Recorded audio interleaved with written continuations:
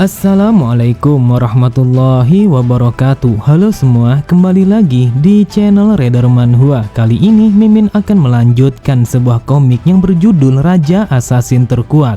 Dan apabila kalian masih bingung dengan alur ceritanya, kalian bisa cek deskripsi atau langsung saja menuju playlist yang ada di halaman channel ini untuk memulainya dari part 1. Tanpa basa-basi lebih jauh, mari kita masuk di part 78. Cerita dimulai setelah mengajak Chaeyomin untuk pergi berjalan-jalan sambil menikmati udara sore. Mereka pun akhirnya telah sampai pada kediaman tuan muda pertama. Lalu setelah menurunkan Chaeyomin ke atas tanah, ia pun langsung menutup telinga Chaeyomin dengan menggunakan kedua tangannya. Sambil berteriak, Hajin berkata, "Sebelum aku menghancurkan semuanya yang ada di sini, maka akan lebih baik kalau kau keluar sekarang juga." Terlihat semua orang yang ada di sana langsung menutup kedua telinga mereka karena mereka sama sekali tidak sanggup untuk merasakan rasa sakit yang seakan-akan menghancurkan gendang telinga. Terdengar dari dalam kediamannya, Jin Guayong berkata, "Apa yang kau lakukan sampai-sampai kau membuat keributan pada kediaman orang lain?"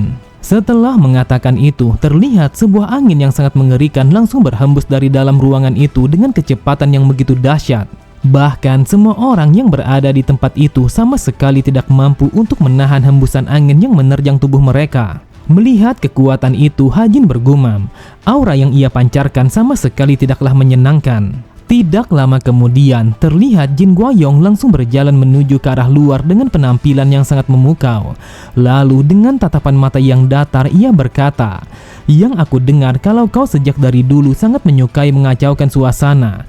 Jadi apakah kau memang sengaja membuat kericuhan di tempatku?" Di saat itu ia berbicara yang seolah-olah sedang marah kepada Hajin dengan wajah yang tanpa ekspresi.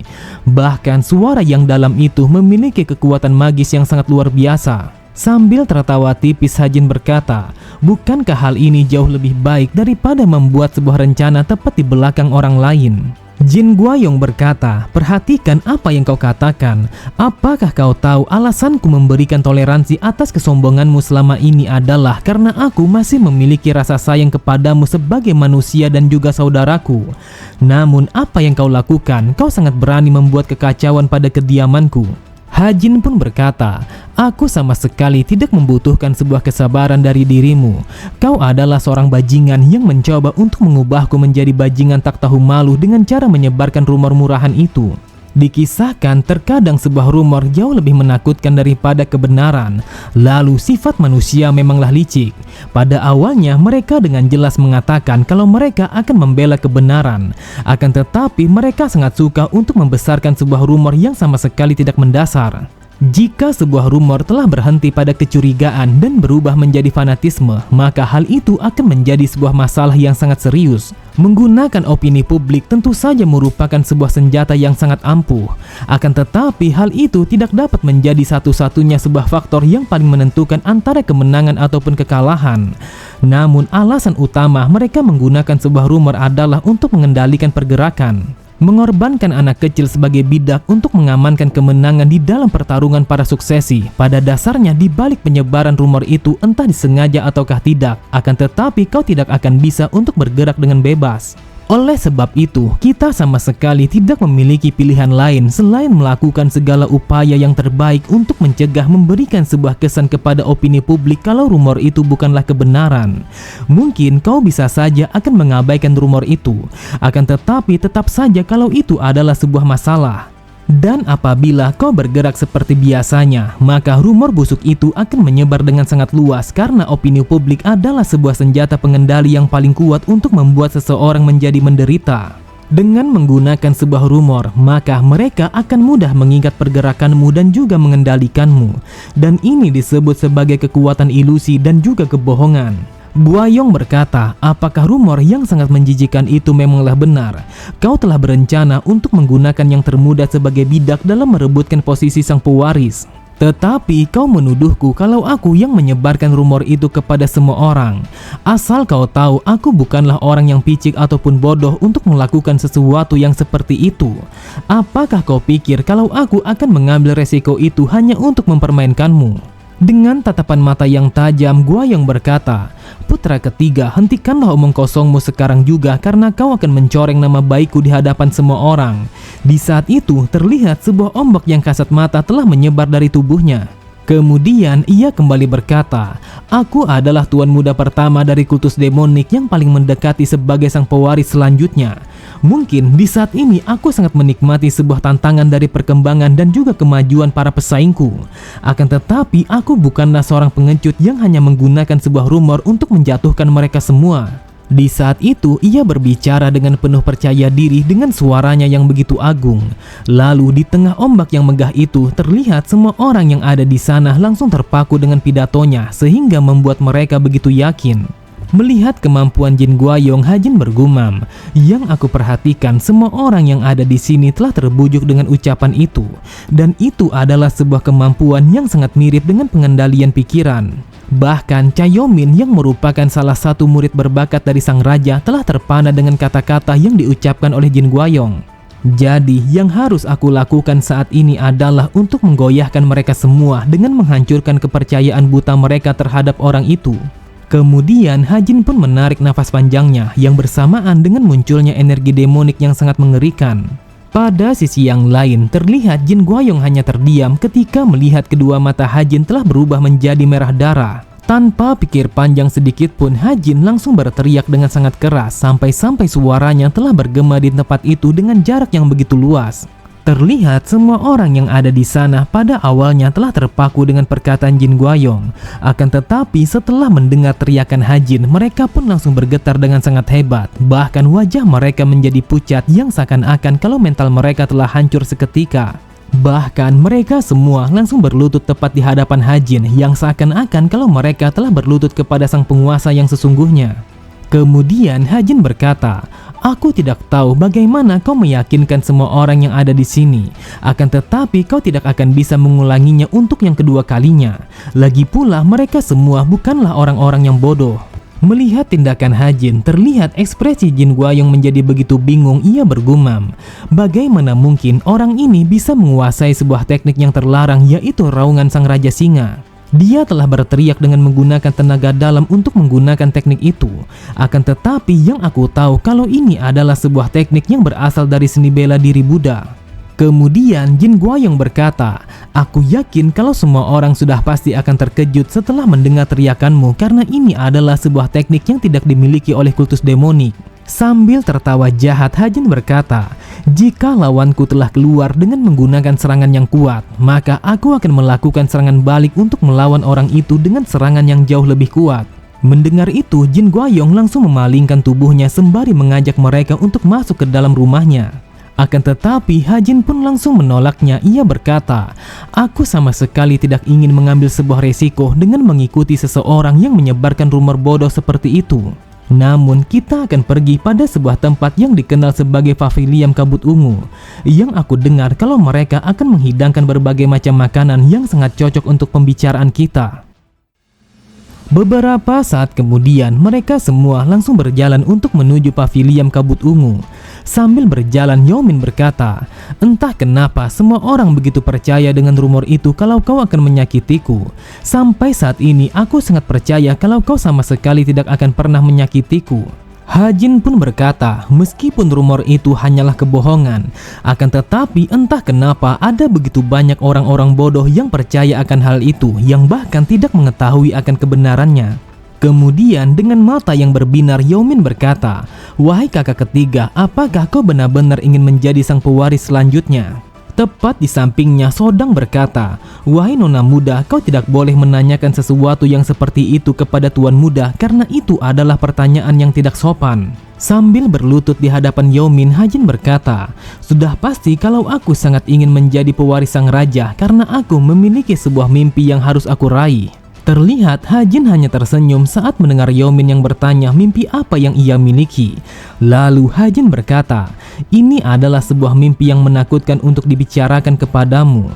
Namun bagaimanapun juga untuk bisa meraih mimpi itu, maka aku harus menjadi sang pewaris selanjutnya." Mendengar perkataan Hajin dengan mata yang berbinar, Yomin mengatakan kalau dia telah memahami dengan apa yang dimaksud oleh Hajin. Lalu tanpa keraguan sedikit pun ia pun mengatakan kalau dia akan menyerah dan tidak mau untuk menjadi sang pewaris selanjutnya. Pada sisi yang lain, terlihat Jin Guayong hanya terdiam setelah mendengar Yao Min yang mengatakan kalau dia tidak ingin mengikuti pertarungan para pewaris. Dan itu membuat Jin Guayong langsung mengerutkan kedua keningnya yang menandakan kalau dia sama sekali tidak menyukai dengan keputusan yang diambil oleh putri ketujuh. Sodang berkata, "Wahai nona muda, sebagai seorang murid dari sang raja, bagaimana bisa kau mengatakan sesuatu yang lemah seperti itu? Semestinya kau harus berjuang untuk melakukannya dengan sebaik mungkin." Akan tetapi Sodang langsung terdiam ketika mendengar Yao Min yang berkata, "Bukankah kakak ketiga adalah murid sang raja sama sepertiku? Jadi bukankah hal ini tidak akan menjadi masalah?" Ketika mendengar Hajin yang menanyakan apakah Yao Min benar-benar tidak mau menjadi pewaris selanjutnya, Yao Min pun mengatakan kalau dia sebenarnya sangat ingin menjadi sang pewaris. Hajin kembali berkata, "Lantas kenapa kau menyerah begitu saja saat mengetahui kalau aku menginginkan posisi itu demi menggapai impianku?" Yao Min berkata, "Aku ingin menjadi sang pewaris untuk mewujudkan mimpi Sodang. Akan tetapi aku tidak mau menjadi sang pewaris untuk diriku sendiri. Selama ini Sodang adalah seseorang yang selalu baik kepadaku karena dia akan melakukan apa saja yang aku inginkan. Namun untuk menjadi sang pewaris bukanlah mimpiku yang sebenarnya." Mendengar itu, Hajin hanya terdiam. Ia bergumam, "Aku tahu kalau kehidupanmu sangatlah sulit. Seorang anak kecil yang sama sekali tidak memahami cara hidup dunia ini telah bergabung kepada kultus dan menjalani sebuah kehidupan di bawah pengawasan yang ketat. Pada usiamu yang saat ini, seharusnya kau berlarian dan juga bersenang-senang untuk menikmati masa kecilmu. Akan tetapi kau harus mempelajari seni bela diri yang sangat sulit dan juga mempelajari yang lainnya sampai kepalamu mau pecah hanya untuk menjadi yang terbaik. Ada begitu banyak anak-anak dari keluarga seni bela diri terkenal telah melalui tahapan ini dan bertanggung jawab atas generasi bela diri selanjutnya.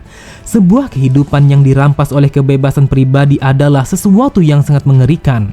Kemudian Hajin pun melemparkan pandangannya kepada Sodang. Ia berkata, "Sekarang aku paham, nona muda yang kau layani memiliki sebuah hati yang sangat baik. Tetapi kau telah memanfaatkan kebaikannya untuk memaksakan harapanmu. Bukankah kau adalah seorang pelayan yang paling dekat kepadanya? Akan tetapi apakah kau tidak bisa melihatnya? Daripada kau berusaha menyenangkan anak ini dengan sesuai kehendakmu, maka akan lebih baik kalau kau berusaha sebaik mungkin untuk membantunya tumbuh menjadi seorang dewasa yang sebenarnya. Apakah kau tidak melihatnya? Pundak yang sekecil itu telah dibebani dengan persaingan para pewaris yang sangat berat seperti itu. Mungkin yang kau lihat dia masihlah muda, tetapi dia bukanlah anak kecil yang tidak mengetahui apapun sama seperti yang kau pikirkan." Beberapa saat kemudian, mereka pun telah sampai pada sebuah restoran yang dikenal sebagai Jamiru ataupun Kabut Ungu. Dan itu adalah sebuah tempat yang dulunya telah hancur berantakan setelah pertarungan Hajin melawan sang pemimpin Berserker demonik yaitu Chen Reon. Setelah memasuki restoran itu, terlihat sang pemilik bersama yang lainnya begitu terkejut ketika melihat Hajin yang datang ke tempat itu bersama Yao Min. Di saat itu mereka sudah mendengar sebuah rumor tentang rencana Hajin yang ingin menyingkirkan putri ketujuh. Oleh sebab itu mereka begitu khawatir apakah rumor itu memanglah benar ataukah hanyalah sebuah kebohongan. Sambil tertawa, Hajin berkata, "Yang aku lihat kalau tempat ini telah direnovasi menjadi lebih baik sejak terakhir kali aku mengunjunginya. Tetapi tolong bawakan kami semua makanan yang paling enak di tempat ini dan jangan lupa berikanlah adik kecilku ini sebuah makanan yang bisa membuatnya menjadi puas." Seketika itu juga semua pelayan yang ada di sana langsung bergerak bersama-sama untuk menghidangkan semua makanan yang telah dipesan oleh Hajin.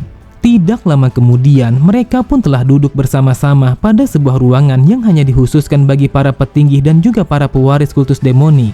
Jin Guayong berkata, "Yang aku perhatikan, sepertinya kalian berdua begitu dekat satu sama lain."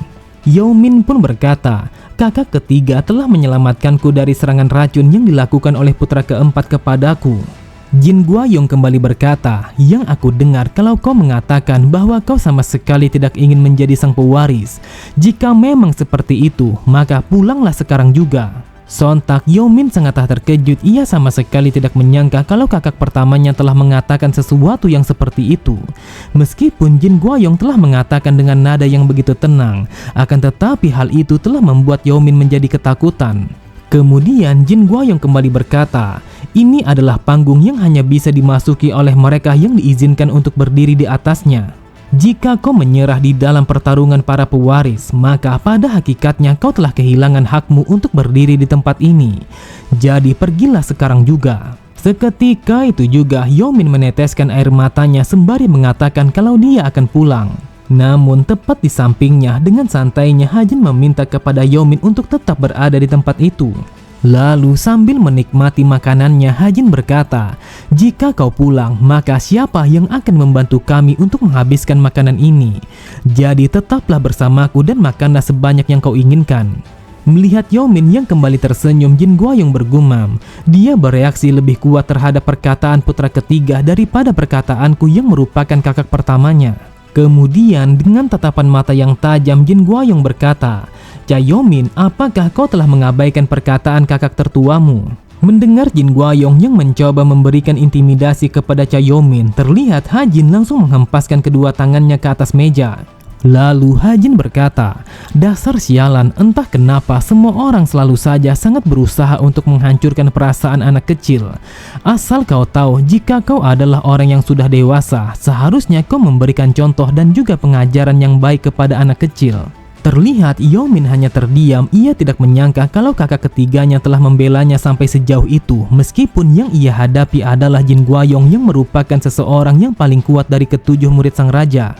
Hajin kembali berkata, jika memang seperti itu, maka aku sama sekali tidak memiliki pilihan lain selain menyelesaikan dengan cepat karena aku tidak ingin situasinya menjadi semakin buruk. Mendengar itu, Jin Guoyong begitu heran, ia sama sekali tidak bisa memahami dengan apa yang dikatakan oleh Hajin. Kemudian dengan tatapan mata penuh percaya diri, Hajin kembali berkata, mari kita tentukan sekarang juga sang pewaris selanjutnya karena kau sudah membuatku menjadi muak. Tepat di luar restoran itu, terlihat kecepatan awan gelap telah mendominasi seluruh langit yang menandakan kalau hujan telah datang. Dan di saat yang bersamaan, kilauan cahaya petir telah muncul di antara awan tebal. Pada sisi yang lain, terlihat Guam Kyung langsung berjalan menuju restoran itu dengan cara tergesa-gesa meskipun hujan deras telah membasahi sekujur tubuhnya. Dengan kesalnya ia berkata, dasar sialan, ini adalah hari terakhir di mana kau bisa memberikan perintah kepadaku dengan sesuka hatimu. Ketika aku sudah mengurus putra ketiga, maka selanjutnya aku akan menyingkirkanmu.